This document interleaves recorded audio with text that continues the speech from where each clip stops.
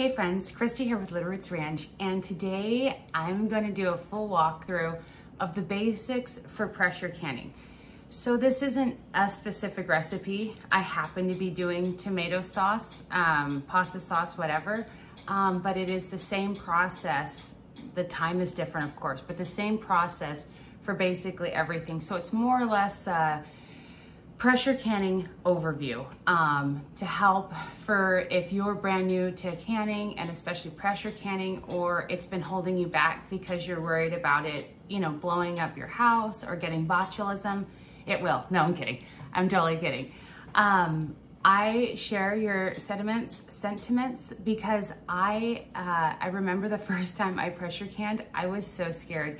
I remember hiding behind this was at my previous house, and the kitchen, there's a stairwell, and then like the family room was around the corner, and I was like so worried it was just gonna blow up and like I was gonna lose my face and all that. And obviously I'm still here. And so I wanna share kind of an overview with you just on the basics of the process, because once you have the basics of the process, everything that you'll pressure can is going to be exactly the same. Whether it's hot or cold packed may change, the headspace may change, and the length of time per the recipe may change, but effectively all of the steps are the same. And so don't be scared, we'll go through it together. And I made myself a nice little note sheet here so I didn't forget anything. So one thing I do want to say early on about canning is that canning, it can be quite controversial. And the way I mean that is there's many groups of people. And from my personal stance, I always feel like your kitchen, your rules, whatever, same like your garden, your rules, in that whatever is comfortable for you. I respect all ideologies of canning or whatever, but to give you like a brief overview of the different things you may run into when you're looking at recipes, canning tips, things like that, is there are some people who they only do like what the USDA says, or what the National Center for Home Food Preservation, and the ball books, and they only use tested recipes, and they feel that is the safest. And there's no problem with that, of course. I think that's actually, if you're a beginner, I always recommend you starting in that group, and you can live forever in that group. But there's also other groups, and there's like a group where everybody's mom, grandma, great grandma, grandpa, uncle, whatever, everybody had handed down recipes where they do things that are in contrast to what the USDA says is safe. And so obviously both sides are very heated. I find myself personally in the middle, but I always talk about what the USDA says, just to be better to be safe than sorry. And if I add in something that is my own, I will say that. So just give you a heads up on that. I know that a lot of people will say you're going to give your whole family botulism or whatever, or you follow the rules too much. And so there's a lot of like unnecessary politics, but basically there's a couple different parties of canners, and so you'll learn where you fit in. But if you're just starting out, I highly, highly, highly recommend following the tested recipes. I have my book actually. This is the very first book that I had right here, and it's the complete book of home preserving. And so obviously I've used this one a lot. There's also the National Center for Food Preservation or whatever. And like if you're wanting to can something, like you can just type in canning carrots National Center, and then it'll just show you the pop-up for it. And that's a wealth of information. The USDA, any university extensions do a lot of great work, and that's all important. And then if you want to venture out a little bit, then that is something that if you feel comfortable with, you can. But today is just about the basics of canning. And so today I'm doing tomato sauce, and so I'll take you along. And then I'm also gonna first show you all the equipment that is needed. So we're gonna change direction and I'll show you everything I have going. And I need to stir my tomato sauce. Okay, so here, this is also my water canner. But I've got the sauce in here and it's nice and hot. I think you can see the steam rising. One thing about tomato sauce is that you can keep cooking it down to your desired consistency. And it's always hard because I like a little bit of a liquid, like more liquid sauce because it goes further. But then it's also hard because it's not gonna sit on top of like pasta or whatever, it'll just sink in. But anyways, let me show you what you're gonna need to can. So you're gonna need your item that you're gonna be canning.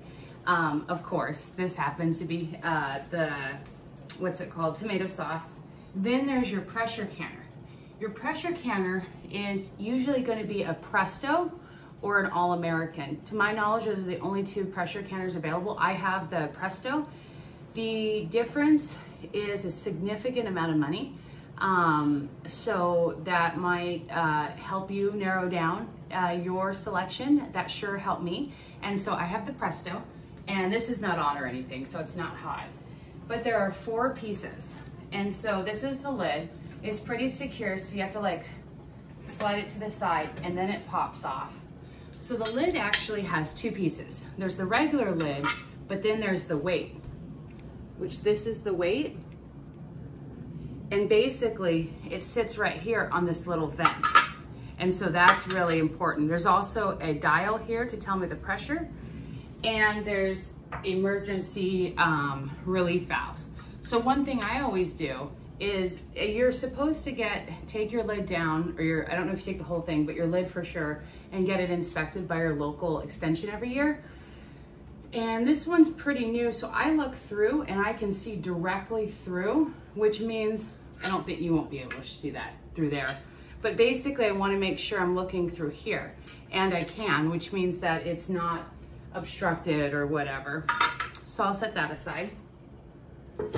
Then my actual canner is, and this is a 23 quart, I don't know if I mentioned that, but it's just like basically a big pot. It has a lot of stains. It gets like that, it gets used a lot. And then this thing, which is a bottom plate. I know it looks dirty, I promise it's not. This is important because you don't want to put cans ever on the very bottom of a pot. It's very, very, very important.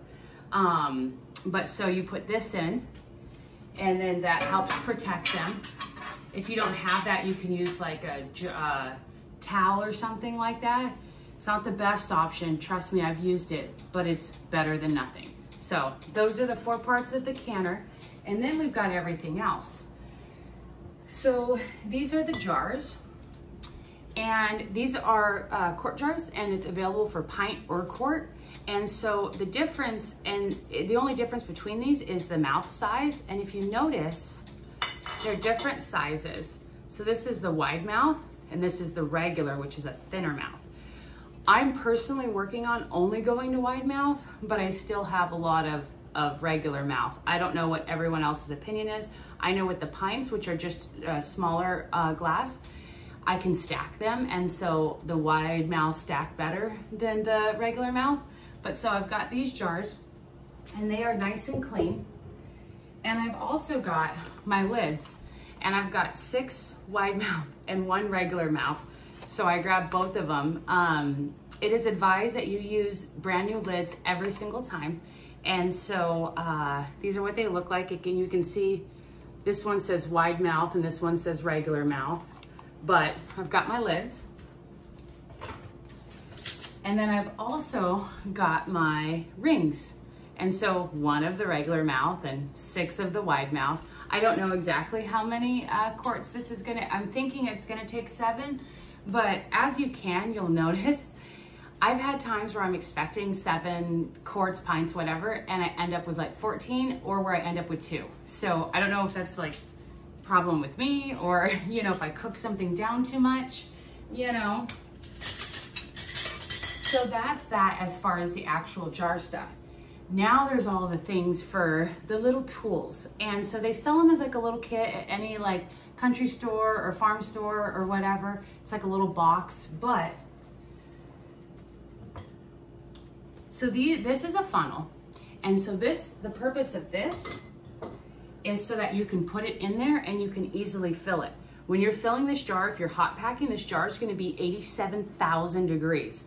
Ask me how I know, it's terrible. So you actually won't be able to hold it like this. You'll use, or unless you're really tough, I don't know. But I use a little towel or something to hold it. But that's the purpose of this. And then this is a jar grabber. Funny story, for years I held it the other way. Whoopsie. But that basically, it's gonna be in really hot water or hot steam, depending if you're pressure canning or water bath canning. But this is so you can move the jar around, again, because it's gonna be 87,000 degrees. So this is a ladle, self-explanatory. This is, the bigger the better. You want a non-reactive one. This one has turned orange over the years of doing tomato sauce. I don't know if I'm supposed to use it or not, but that's what I always do. So there we go. This is a Sharpie to label what it is and the date when you're done. This is a chopstick, very important. This, and I'll show you when we're actually getting to it, but you want to remove any air bubbles. And so this is something, sauce is a little easier, but I just run this along the side to even it out. This is a ruler, because this is going to come to Headspace. Headspace is the amount of distance from the top of the jar to the food or liquid or whatever. And I'll more in detail later. And then last but not least, regular vinegar, 5%, paper towel. And there's also regular towels too, because you'll need, I think, like 2 to 3. But this is for wiping down the rims. So that way, I think it's especially for like anything with fat, but even if you're doing vegetables or whatever, just to make sure that they're nice and clean and it doesn't affect the seal. Because that's what we're going for, right? Is to seal it, and then that way we can enjoy it forever. So I'm gonna give this a quick stir. All right. And now, I think, can you see the steam on that? Yes, you can. Okay, it smells amazing. So now I'm gonna get the canner started and get that ready. So your canner, depending on pressure canner, might be different. This one does have a little ring, a little marker down at the bottom. I cannot see it, but I do have the manual, and the manual says to add 3 quarts of water. So that's easy enough. I can add 3 quarts of water, quart jar, my little sink. And so basically I'm gonna put the water in and let it heat up. Okay, so I got my 3 quarts of water in my canner, and I turned it on to medium just to get it warmed up. With canning, whether it's, well, no, yeah, water bath does too. With canning, there's this thing called hot pack and cold pack. And it's just as you would think, like if you're cooking chicken, you can put raw chicken, which is cold pack or raw pack, or you can do hot pack, which is cook the chicken and then pack it. And so for tomato sauce, obviously it is hot. And so this is a hot pack, which means that I want my water in here to also be warm and my jars to be warm. So I've got this water warming up. I added my 3 quarts. One thing that most people do is add, I think it's like 2 tablespoons of vinegar into the water, and that's for if you're on well water or whatever. There's a little bit more minerals, and it might leave a cloudiness on your glass, whether you're water bathing or pressure canning. And the cloudiness isn't anything bad, it's just mineral deposits. But for cleaner looking glasses, I just throw it in there. And yeah, but anyway, so we're gonna be hot packing. So you see here, I've still got this going, and it's nice and warm, and it's more of a liquid sauce. I've got this started, and I've got over here my little sink thing. I've got hot water from the tap in there. So I'm gonna show you the first one, and then I'll go fast mode through the rest of them. So I get my jar, and I get my ladle. Oh, sorry, first I put that in my hot water to warm up. And I grab my second one too. It's hard to do things on camera because it's easier to forget. But I just put that in there for a short bit. Back in the day, the lids used to need to be boiled. but that's not the case anymore. And they say that it hampers seals. So the seals are just room temperature. But I'm just pre-warming my glass a little bit. That can be done in several ways. It's just because the sauce that's gonna be going in there is really hot, which is why I'm gonna grab this to be able to hold my jar so that I have fingers left. And I've already got my thing, and I need my ladle. So let me scoot that over a little bit. Okay. All right, so then I'm gonna go ahead and scoop in my liquid. And so for this, with most vegetables, you're gonna want an inch of headspace. And an inch is fairly common. And to tell an inch, you can use the ruler. I always recommend that, especially if you're brand new.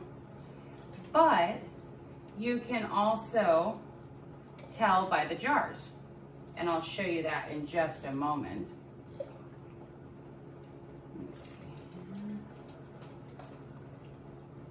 Okay. Put my thing down. Getting a spam call. I get those all day long. I don't know how to stop them.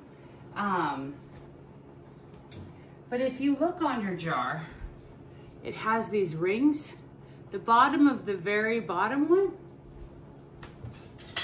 is 1 inch. Don't mind my messed up ruler. But I know you won't be able to see it from here. Am I on the inches? But yeah, if you hold down from 1 inch, it's just right here underneath where the thing is. And so that's where I'm gonna fill it. So I take my funnel out. I use a little plate for my ladle and my funnel because they can get messy real quick. Then I'm gonna use my chopstick. Oh, it's pretty hot. And I just run it around. Sauce is less likely to do that, like have air bubbles or whatever, because there's not like corn or something to hold it. Then after you do that, you wanna recheck that your headspace didn't change, which it didn't, so that's perfect. Then you're gonna take your handy dandy vinegar, paper towel, get it on there, and then wipe your rim. Then you're gonna put your lid on. This is a wide mouth, so I grab my wide mouth lid and my wide mouth ring. Now lids are one-time use and rims are multiple time use. Now what you're gonna wanna do is put it so that it's finger tight. What that means is as tight as you can with your finger. You're not trying to like break your arm or anything or get a machine, but just give it a tight thing. And when it's tight, you're good. So this is what it looks like. You can see the headspace just below the thing. It looks absolutely gorgeous. And so I'm gonna make sure my water is warm. It is, because I don't wanna put a hot jar into a cold bath, obviously. But so I'm gonna put on fast mode and do the rest of them. My canner will hold 7 quarts, or I think it's like 22 or something pints. So you have to layer them, but I'm just doing quarts. So hopefully I have 7. So I'll put that in fast mode and do that real quick. So here I'm just continuing to fill the other jars, making sure that they are preheated, and then putting all of the sauce in there. And then using the chopstick to make sure there aren't any air bubbles, and then wiping the rim with vinegar, putting on the lid, making sure it's finger tight, and putting it in the canner. It's one thing again to be aware of is that the jars get really, really hot. So you want to be careful in how you're handling them. And the work isn't too bad, but obviously it looks a lot nicer when it's in fast version. It takes me a lot longer doing it by myself. Okay, so now that my tips of my fingers are burned off, but I have all of the cans into the canner. Let me take you there. You can see there, all 7 of them. Oh, I'm not gonna be able to get back to the same spot. Good enough, okay. And so now that I've got all of those in, next is to put on my lid. First thing I'm gonna do though is remove my weighted gauge because I'm not ready for that yet.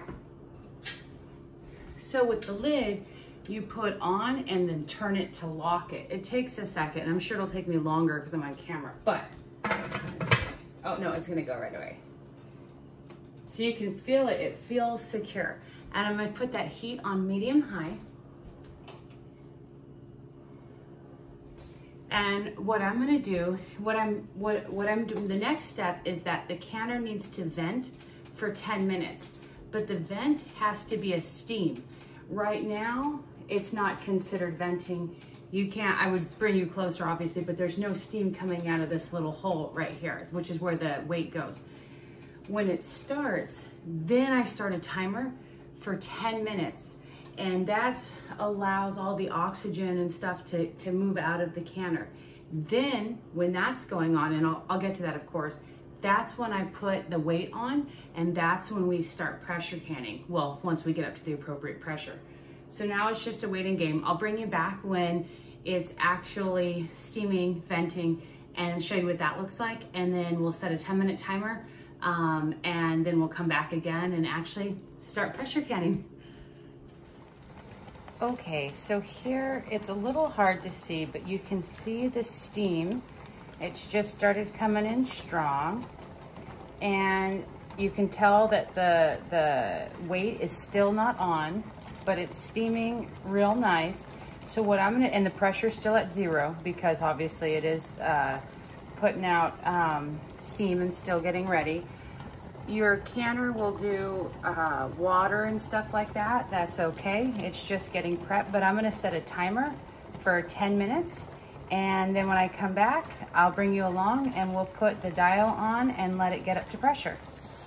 Okay, so now it's really steamy. I think you can hear it, and my timer just went off. And so it has been 10 minutes. Also, one thing to show you, the secondary, this thing right here, had popped up, and that's a secondary exhaust, and so that's okay. It's a safety feature. There's another one right here. And so what I'm gonna do is I'm gonna put the weight on it. Can you see? Yeah, okay. I'm gonna bring you in so you can see it. So once it does that, let me put you back.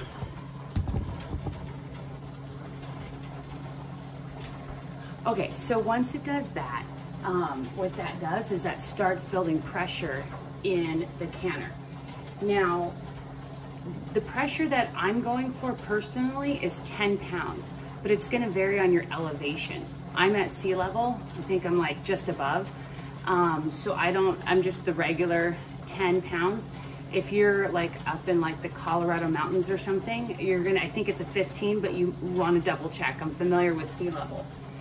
Another thing that's going on, so you can see here, the pressure has already lifted off the 0, and we're closing in towards 1 pound of pressure. And so what I'm gonna do is I'm gonna wanna watch that the entire time. Your pressure canner is very needy, and you don't want it to just go too high, and you don't want it to go back down. Like if you're not watching it, and it goes back down under 10 or 15 if you're in the mountains, then you have to restart it. And that's not any fun. As you can see here, see it's just past the 1, and you see the caution over here on the other end. And so you don't want it to, let me put you back down. Okay, so what you don't want it to do is you don't want to be overcompensating. It's better for it to come up at a lower pressure. Like I'm actually going to turn my stove down a little bit, and then I'll turn it down a little bit more. But you don't want it to shoot up and then it's going too high, and then so you're overcompensating and turning the dial way down, and then you're shooting down and like up and down and up and down. You really don't want that, because the change isn't right away. Like if it's going up in pressure and you turn it down a little bit, it's still gonna keep going up. You know, it takes a while for it to even out. It's not like an instant change. And the pressure is causing all of the air and stuff to vacuum out of the canner. And that's why it's so important with the Headspace and stuff like that. And so when you are pressure canning, especially if it's your first time, you're probably just gonna stare at it the entire time. Like just pull up a chair or whatever. When you become more comfortable, because all stoves are different, and my stove is terrible. And so I can't ever follow any of the, like if they say medium high or whatever, like my stove's all over, it's an old stove, it's not reliable. I mean, it's reliable, but it's, you know how stoves, they all have their own individual personality. So I just want to keep watching it. Right now it's already at 4 pounds, approaching 5, but closer to 4. And so it's climbing a little quicker, and each time seems to be different, honestly, because it depends how fast, like what you're canning and how fast it's conducting the heat and all of that stuff. But it's better to have a slow climb than have it like jump up and then jump down and all that stuff. So I'll bring you over and show you one more time. But see, it's right there approaching the 5. And basically from here, it's a waiting game, and which is exciting. When it comes to times, sorry, I'm always watching it. It's not going up as fast. What was I gonna say? Oh, once you get more experience, you can like clean the kitchen or deep clean the fridge or whatever and be right next to it.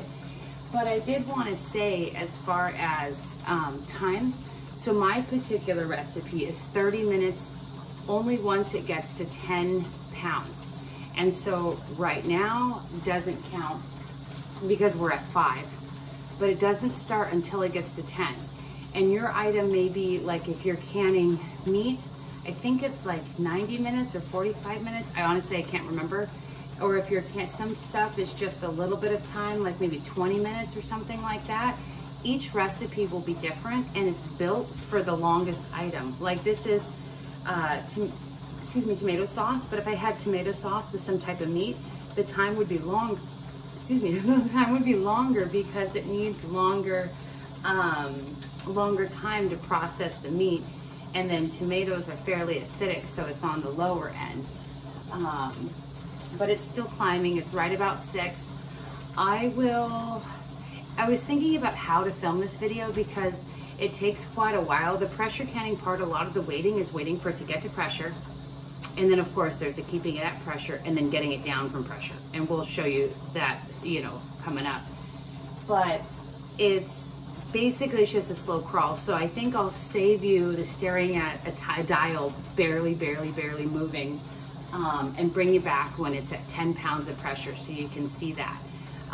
Just the one thing to say, I think I already said it, but like, it's better to have a slower crawl and then be able to hang out easy at, you know, like 11, 12 pounds, 13 pounds, something like that, you know, try and hover around the same area than to not be patient and to try and force it to go faster, because then you'll spend more time later on, like dialing it in. And then as you get more comfortable, you'll know your stove and kind of where it's at. I'm later to entering canning season because I have the growing season part of it. And so every year I'm like, oh, what settings do I usually keep it at my stove? So it's kind of every year when you start back up again, it's a little bit of a learning curve. But anyways, I'll bring you back when we get to 10 pounds. I think we're right at coming into 7 pounds. So I'll see you back at 10. Okay. So we just started approaching 9 pounds of pressure. Now remember, I don't have any timers set yet. I did write down what time I started just to give you guys a reference, and it looks like it's gonna be about 10-15 minutes till it took to get up to pressure. But I haven't started a timer yet because I haven't hit the 10 pounds. What I did though is slowly back off the temperature gauge. Well, I have an electric stove, and so it was at around 6 and I took it down to 5, which will cause a slightly slower crawl, but that's okay because I wanted to stabilize right after it gets to 10. So I've been backing the oven heat off just a little bit as it grows. And so we just crossed into 10 pounds, as you can see there. And that's where, oops. So that's where I want to be. So I'm going to write down my time is 10:54. And the one recipe I'm doing today is 30 minutes under pressure. And so my job is to make sure that that doesn't go under 10 pounds. If it does for some reason, then I need to restart my timer. So I've got stuff from the dehydrator I need to put away, and I cleaned the kitchen yesterday while I was making the sauce, or starting the sauce, but just organizing things, and that way I can just always keep an eye on it. And so you might be wondering why, like how pressure canners work and what's the difference. Well, though I'm not a scientist or anything like that, something about the pressure allows the water to boil at a higher temperature, like it allows the peak temperature to be higher than just if you were boiling it in a pot. It like creates a special circumstance, and the higher temperature is the higher amount that you need. Sorry, just making sure, because it is going so slow and it's right at 10. I like to have it like 11 or 12, just for like a little bit of a buffer. But I was gonna say, oh, and so it allows for a higher temperature, which kills bacteria, or like stuff like botulism, because there's like the toxin and the spores and stuff like that. And botulism is the main concern because it grows in anaerobic environments, which are environments without oxygen. I believe that's the anaerobic one. But without oxygen, and it's tasteless and colorless and all of that stuff. And so between the pressure canner blowing up and botulism is what keeps a lot of people from pressure canning. But the thing is that if you do it correctly for the high heats for the correct amount of time, it will kill it and make it safe for you. Water bathing, water bath style, with that one is only for high acid food. Now, there's a lot of controversy whether or not tomatoes are high acid or not, if heirlooms are higher acid, things like that. I know less ripe tomatoes are higher in acid, just as a general rule. But to be on the safe side, they usually have you add some kind of acid or pressure can it. Now, the way I can, and everybody's different, I don't use anything that I don't grow in my garden. And so in here, I've got onion, garlic, a little bit of eggplant, basil, tomato, but that's all from my garden. I don't add salt or pepper or anything else that I did not grow. And that includes like citric acid or lemon juice. I do add lemon juice to my jellies and stuff like that, but my preference is if I can pressure can it, I'd rather do that than water bathe it and add something else, because I want to be more like self-sufficient or whatever. And if I want to add different flavorings, I tend to make mine more basic so that way they're versatile and however I want to do them. And mine are also a little bit like my sauce is a little more liquidy because I dehydrate a lot of stuff. So if I want a pasta night in say like January, I can throw, you know, a quart in a saucepan and add some dehydrated zucchini and eggplant and mix it with some noodles, and then it's ready to go. But yeah, there's a whole bunch of different things, and I'll do other videos and stuff. I just want to do this one on the basic of the process, because I think if you're nervous, which totally fine, if you're a little nervous, I think seeing the process will help a little bit. And I know for me, I'm a nervous person in general, like, you know, and when I first started pressure canning, I was so worried that it was just gonna blow up and, you know, kill my whole family and stuff. And but if you take the right precautions and stuff, then once you get doing it, I promise you'll be more comfortable. It'll probably take a few or several times, but I'll show you one more. We're just hovering. We're almost to 12. And so I'm gonna back the heat off just one hair. I was at like almost to 6, and then I backed it down to 5, right about 9 pounds. And now I put it down to 4.5. I think it'll still climb very slowly, like the rest till 12, and then I'll back it down to 4. And that should pretty much stabilize it. I might need to go down to like 3.5 or whatever. It just depends how it's doing. But I will bring you back because this has got to stay above pressure for 30 minutes, and I'm going to putz around in the dining room and stuff, and I will bring you back when it's been 30 minutes, and I'll show you the process for depressurizing it, which is honestly the longest part of the process, but hands off. So I'll be right back.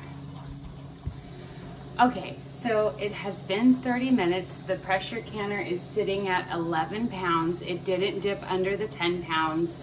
I think the highest it got up to was like 14 pounds. And because the last thing I canned was a really thick sauce, so I was thinking of those settings. Again, it'll depend on what your load is, you know. But anyways, it's sitting at 11 and 30 minutes is up. So what I'm gonna do is I'm gonna turn off my heat. So I just did that. If you have a gas stove, then you can leave it on. If you have an electric stove, you can also leave it on, but it's recommended that you take it off. And so for me, when I first started, that was the scariest thing. And so I kind of left it on, but then as I got more comfortable, so you just lift it off. Now it's gonna be heavy. If you have any like strength issues or like weak wrists or whatever, then you don't want to do it, but I'll do that right now.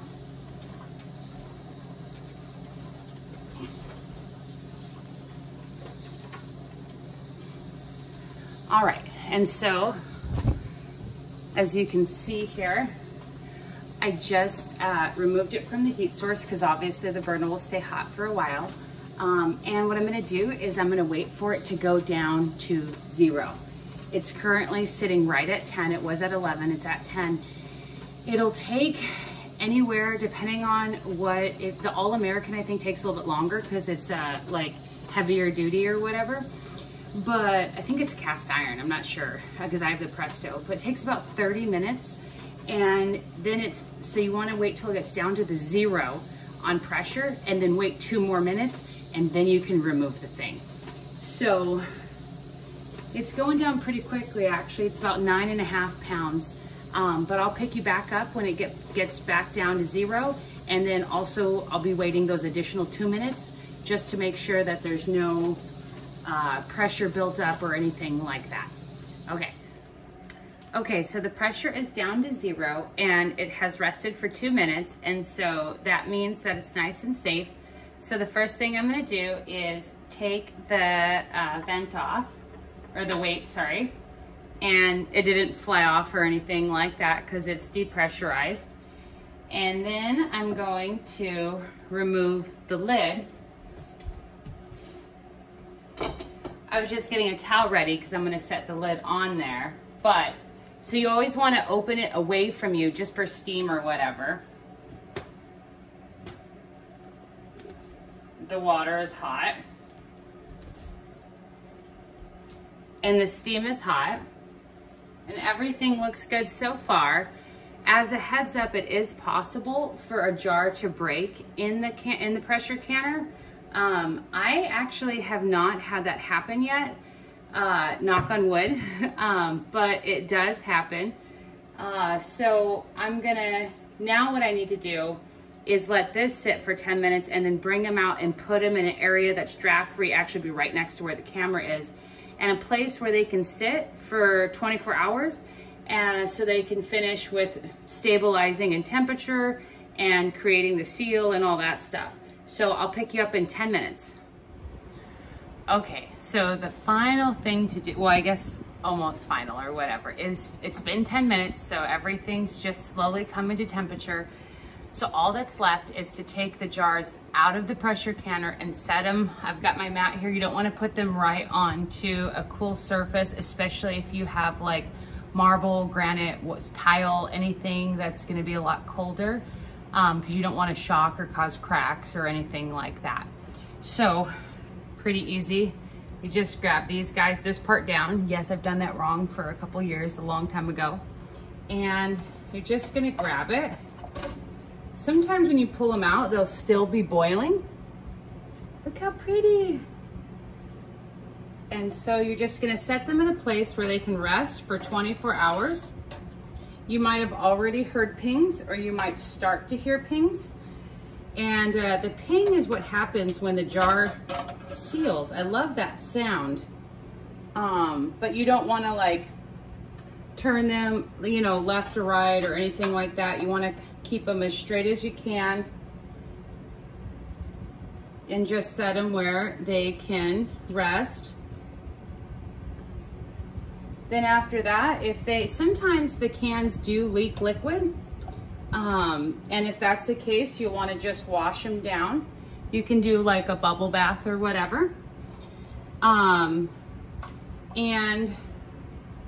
then you'll want to label them with what they are and the date that they were canned, which both are very important. I know that you will probably say, oh, remember what I canned, but in all reality, it gets away from you. And then same with the date, especially if you do a lot of canning. And so I'm gonna let these sit for 24 hours, but I'll show you what checking a seal looks like in just a second, but I'll show you on stuff that's already canned because I don't want to touch these or mess with these.